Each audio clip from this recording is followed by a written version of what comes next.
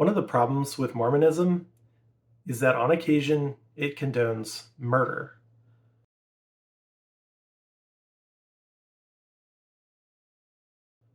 When I say murder in this case, I'm not talking about defensive action. I'm talking about offensive action, when people kill in order to further their own goals or the goals of the church.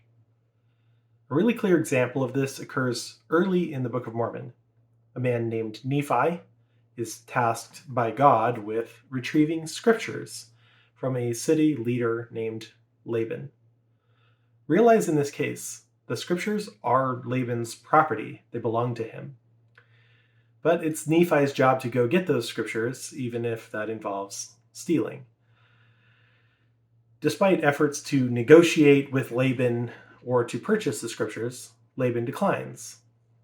It's his property. He has a right to do that.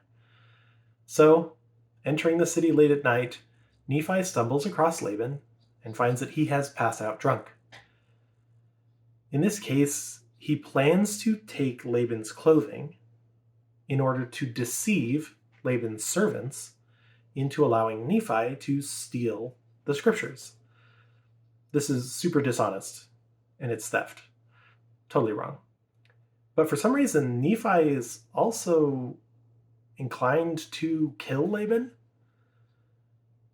He feels like God is commanding him to kill Laban. And this is explained pretty clearly in 1 Nephi chapter 4, verse 13.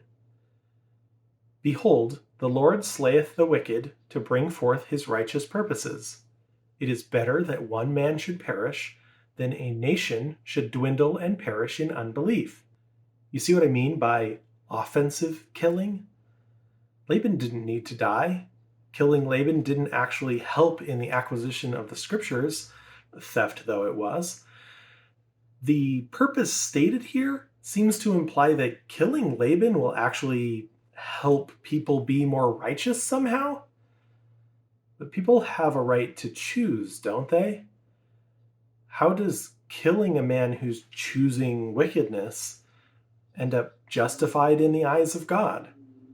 Shouldn't God be opposed to all offensive killing? The problem with this is that it actually plays out in real life from time to time.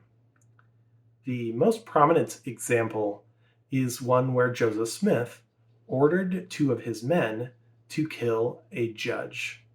The judge Grandison Newell had ruled against Joseph in a case. As retribution, Joseph sent 2 men, Denton and Davis, to kill Grandison Newell. Denton later testified in the case that Joseph had sent them, and he said the following. According to Denton, Smith spoke of Newell, said he had injured the society and that it was better for one man to suffer than to have the whole community disturbed, that it was the will of heaven that Newell should be put out of the way, and that he would take the responsibility, for the deed was justifiable in the sight of God and would be rewarded.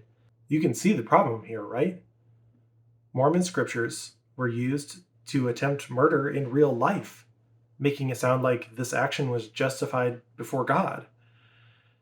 The phrasing even sounds just like the verse of scripture. He said, "It was better for one man to suffer than to have the whole community disturbed." The heart of this issue is pretty clear. When you use religion to deceive people, they can then use that same deceit to justify really horrible actions, as in this case, attempted murder. So hopefully this example helps you see that Mormon deceit has led people to do terrible things, and maybe you can avoid being deceived yourself.